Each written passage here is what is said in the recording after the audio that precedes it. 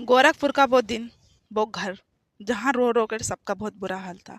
वहीं एक महिला थी जो छुपाने से भी नहीं छुप रही थी, और रो रो कर इतना बुरा हाल था कि जो छुपाने वाले थे वो भी परेशान थे। वो भी बोल रहे थे, अरे भाई कम से कम चुप तो हो जाओ, जो होना था वो हो गया। पर नहीं, कैसे चुप हो जाती, क्योंकि उसका पति और उसका बेटा भी मारा गया था। और पति इतनी बुरी बेरहमी से मारा गया था, जहाँ की उसको देख के भी, मतलब किसी से उसको देखा तक नहीं जा रहा था। जो हथौड़ा सर में मारा था वो हथौड़ा भी सर में ही घुसा रह गया था, बड़ा रह गया था इस वजह से। तो कहाँ फिर रुका जाता है। तो यहाँ जो लड़की है, इसके पिता मुख्यमंत्री की सिक्योरिटी में रहते हैं, यानी कि गाड़ी चलाते हैं उसके पापा। और मुख्यमंत्री का फिर उसने अपने पापा को बताया कि ऐसा ऐसा हो गया है, मेरा बच्चा भी और मेरा पति भी दोनों मार दिए गए हैं। फिर मुख्यमंत्री का आदेश आया वहाँ से कि जांच पड़ताल करी जाए, जो हथौड़ा वो भी ले आया जाए, और बच्चे का पोस्टमार्टम वगैरह हो सभी तरीके से। और इसका यही कहना था कि कोई घर में आए और इन सबको मार के चला गया। मुझे नहीं पता उस रात क्या हुआ था, इसका ये बयान था। उसके बाद जब जांच पड़ताल होती है तो इसकी फिर कॉल डिटेल निकाली जाती है। कॉल डिटेल निकालने से इसका पता चलता है कि एक लड़के से बात करती है। इसका नाम अर्चना होता है, लड़के का नाम अजय यादव होता है। अब लड़का ये तो गोरखपुर की रहने वाली है, जहाँ की इसकी ससुराल है। लखनऊ का इसका पीहर है, और जो लड़का है वो फिरोजाबाद का है। तो ये लड़का फिरोजाबाद से गोरखपुर मिलने जाता था इसको। अभी लड़की पूजा पाठ इतना करती थी, किसी को शक भी नहीं था इसके ऊपर कि ये कुछ ऐसा भी कर देगी। अब लड़की मंदिर जाने के बहाने इससे खूब मिला करती थी, अच्छे से 2-4 घंटे। तो उसकी सासू माँ बोलती थी कि तू पहले तो बहुत जल्दी आ जाती थी, अब इतना लेट क्यों आती है। अब इस बीच में सास को शक भी होता है, तो सास नहीं मानती, क्योंकि सास को ये बेका बुक्का के भीड़ ज़्यादा होती है, मम्मी आने जाने में प्रॉब्लम होती है, मंदिर थोड़ा दूर है, ये है वो है, अलाना फिर कर माँ का मतलब अटरम सटरम बता देती, सास पे यकीन कर लेती। इसको बच्चा इसका स्कूल जाता था, पति जो है इसका वो जॉब करता था, और ये एक छोटी सी शॉप चलाती थी मेडिकल, और पति भी मेडिकल पे ही रहता था, कुछ जॉब भी करता था 8 घंटे की। अब इन मैडम का जो पति है वो जब मेडिकल चलाता था, तो इनको घर पे मन नहीं लगता था। अब लेडीज का मन लगाने के लिए कुछ तो करना पड़ेगा ना। तो इन्होंने मोहतरमा ने एक लड़के से फेसबुक पे बात करनी स्टार्ट कर दी।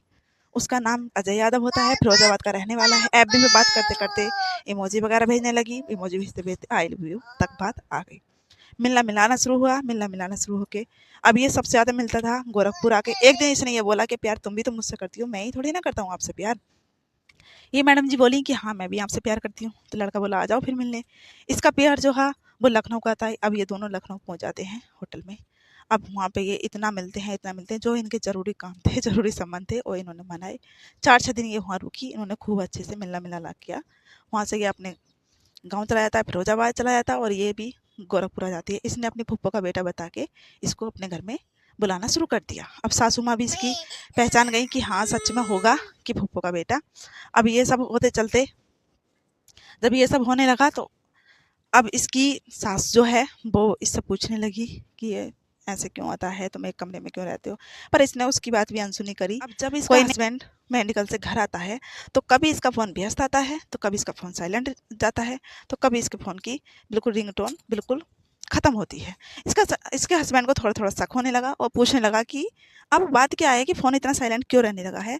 तो ये मोहतरमा बस एक ही बात बोलती हैं, बर्तन फेंकती हैं, फ़ोन फेंकती हैं, और बोलती हैं आप मुझ पर शक करते हो, आप मुझ पर शक करोगे, मैं शक कर रही हूँ, मैं शक करने लायक हूँ, मैं आप पे इतना भरोसा करती हूँ, मैं आपसे इतना प्यार करती हूँ, ये सब करती हूँ। आप तो मेडिकल पे क्या रहने लगे हो, आपने तो मुझ पर शक करना शुरू कर दिया। मतलब वही ड्रामाबाजी इसने दिखाना शुरू कर दिया। अब ये फ़ोन बर्तन फेंकती थी, तो आदमी को भरोसा हो जाता था झूठ बात पे।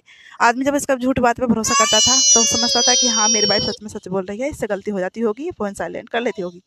1 दिन का गया, 2 दिन का गया, 3 दिन का गया, 4 दिन का गया। अब ये दोनों, इसका प्रेमी अजय और ये अर्चना, ये दोनों शादी का प्रसंग शुरू करते हैं। अब ये बोलता है कि तुम मुझसे प्यार करती हो तो मेरे से शादी भी कर लो। अब शादी करने के लिए इसे ये बोली, मेरा बेटा और मेरा पति बोले इन दोनों को रास्ते से हटा देंगे। मेरा बेटा बहुत परेशान कर दिया।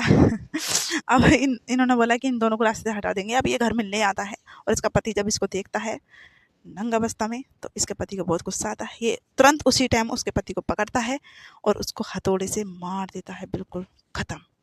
और जब इसके अपने पति को ये मरवा के, और फिर फ़ोन सबको बता देती है, रोने लगती है, और इतनी रोती है कि गाँव के देख देख के इसको ये हैरान होते हैं कि सच में इतनी दुखी है, इतनी परेशान है।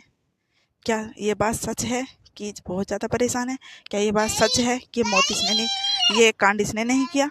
क्या ये पानी तक भी नहीं सटका जा रहा?